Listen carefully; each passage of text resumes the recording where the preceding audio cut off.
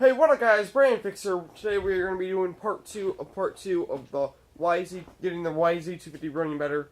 It is Thursday, so I'm kind of stoked for the weekend because we're going to be getting a wood burner. And the wood burner is probably going to go like right here. And if you guys remember from the last part of the YZ250 build, we actually tore apart everything. We took out the seat, took the gas tank out, took up all the side fenders and stuff.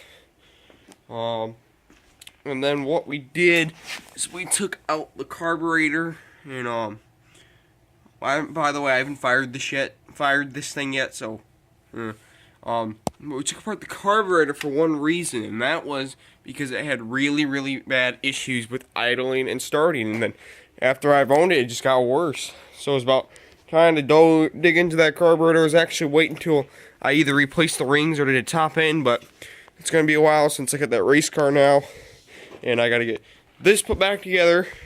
I started cleaning out that. That lawnmower, and possibly all the lawnmowers possibly are going to be going outside for the winter. So I got that down. I got that hood strap down. I got to get the zero turn all cleaned out because the car is either going to go right here or over here. So the shop's going to get rearranged. But I want to get the YZ done so I don't lose any parts. I actually did lose 2 parts. The 2 screws that go to this, I actually lost them. Well, no, I didn't lose them. The 2 screws that go to the top of the carb, I lost those. So I just took those because they fitted. I could either always just run a skinnier nut through it and bolt it down, or just find a screw. I'm pretty sure I got some screws. But yeah, today we're gonna finish putting the thing back together, and hopefully it run better. The whole reason why I cleaned the carb is it poured out of the overflow all the time, and it never ran right, always idled bad. So today, hopefully, I fixed that. Now what I did is I did this off camera. In the last part, I actually put it all back together when I cleaned it, but I decided I took it apart, and then I cleaned it out with some carb clean.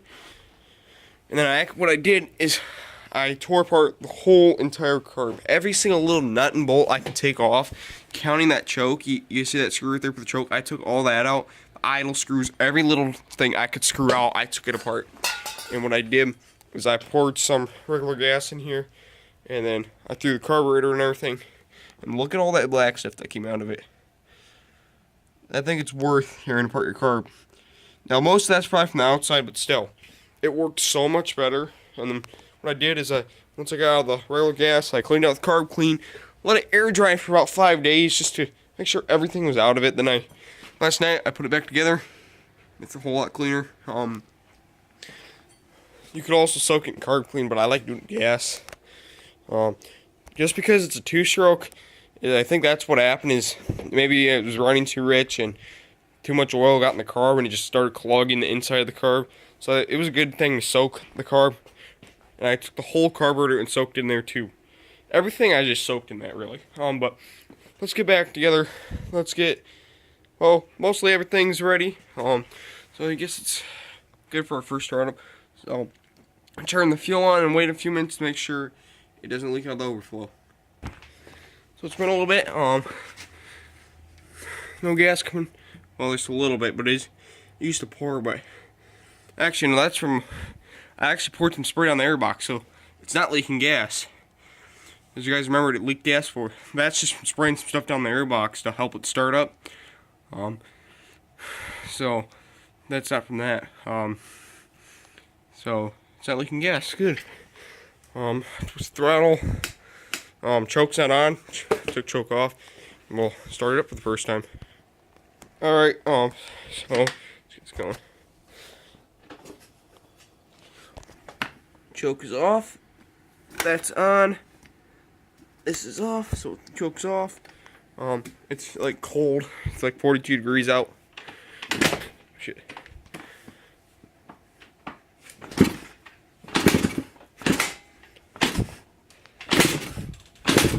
Yeah. Let's do it. I had to fix the throttle.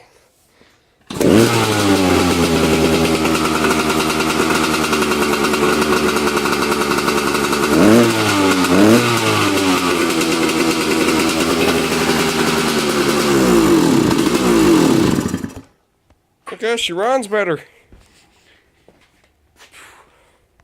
Where is it? So what I'm gonna do now is put it back together. So I'm letting the garage air out, but I think the riding lawnmowers, when I put them out for winter, they are going to go over here with these two. I'm actually going to get a piece of wood, throw it over here, remove all this stuff, put them over here so they can sit for the winter. The car is tarped up so nothing gets in it. We were debating to put it on the back side where all the other stuff is, but we're just going to put it on this side. Whew, super. Yeah, it's not barely air that way. I can live with it. Whew. Actually, gotta bolt the exhaust back on. Stuff. So we start with the easiest first and get these side fenders bolted on with the 10mm. If you guys remember, I used to have Jag stickers on it. I threw those stickers off. And, I'm gonna buy a graphic kit later on for it. I also got to replace 2 pieces of the plastic for that. So now I'm going to tighten down these bolts. So we're going to move on to the other side now. That's on. It always used to miss a bolt right there. So that's fine. I still got to mount the radiator bolts. So I probably should do this first, but I got to put the strap on the gas tank to the frame. It goes on like this, and then bend over. I'm gonna have to get a screwdriver, but that's how it goes. So now that strap's on, we're gonna connect it to the frame and the gas tank. Another thing I do is remove this bolt because this is the plastic bolt, and when I wanted to start it up, I needed a temporary bolt so I could hold the exhaust on. But now I found the exhaust bolt, so I'm gonna put that on. Put this back over here. Pretty sure this was the exhaust bolt. I remember the exhaust bolt being a really fat, big, rusty one. And this is a really big, fat, rusty one. So I'm hoping this is it.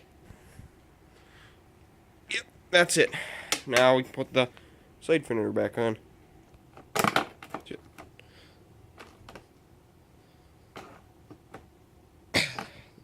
Side fender's back on. Get the exhaust mount bolt back on. So what I should do next is bolt these down, but I gotta look for the bolts, so I'll just do that on my own time. So now I can install the air filter. By the way, this is brand new. So install that now. And to do that, I need to screw this in through here. So I'm screwing that on now. Now the air filter's on. See, that's the bolt that I was screwing on. It's in there tight. So now, I'm installing the other last bolt for the side cover. Pretty sure that was actually missing one before. And now, the seat's on. Alright guys, so I'm going to end the video off here. So in this video we got it put back together. I'm ending the video now because the camera's not focusing right, but I still gotta put a bolt in right here. I can do that later. That's just for the seat bolt. But we are done for doing the getting the YZ running better. The only thing I have to do now is just test ride it, but I ain't gonna do it now. Test ride it to make sure it's actually running right because it never got its full power in gear. When you hit neutral, it would fly. So it never got its full power the right way. So, but we got it done. So if you guys enjoyed today's video, please like, subscribe, comment below. I'll see you all in the next video. And please tell your friends about the channel.